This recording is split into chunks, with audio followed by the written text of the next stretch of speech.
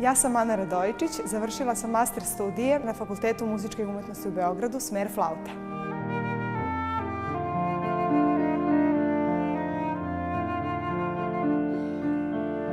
Ja znam da ljudi ne idu nešto preterano ni u pozorište, ni na koncerte i da je to nekako ima dosta, Beograd je veliki grad, ima dosta dešavanja i predstava i koncerata, ali opet kada odem na neki takav događaj vezano, da li je gluma u pitanju, muzika, slikarstvo, ja vidim pune sale. I meni se to jako dopada. Koliko god je teško i koliko god ljudi pričali da je to sada danas nešto nebitno i da se ne prati, mislim da postoji ipak odabrana publika koja voli da ide na takve lepe događaje.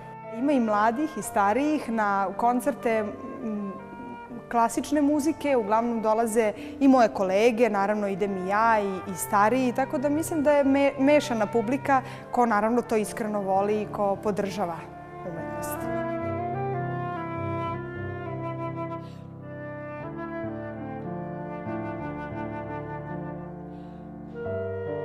Jeste jako neizvesna i svi se naravno koji se bavimo umetnošću i sekiramo na neki način koliko će nam se rad i trud isplatiti, ali prvenstveno ono čime se bavimo zaista moramo mnogo da volimo i ako je ljubav velika prema tome, prosto i tu posle dođe i volja i želja da se radi i napreduje.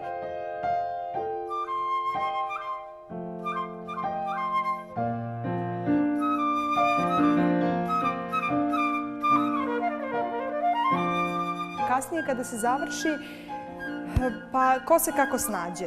To je sve individualno. Naravno da koncerti, solistički koncerti vezani za instrumente mogu da zakažu svi koji žele da sviraju i koji vežbaju. Naravno da uvek mogu uslovi da budu bolji i trebalo bi da budu bolji, ali ja se nadam zaista da će se to popraviti i neću da gledam sve negativno jer prosto nema smisla. Ipak bavim se jako divnim poslom i volim to što radim, uživam u muzici i uživam u osjećaju da sam pred publikom i da sviram, tako da ja taj osjećaj neću da menjam za neke negativne misli.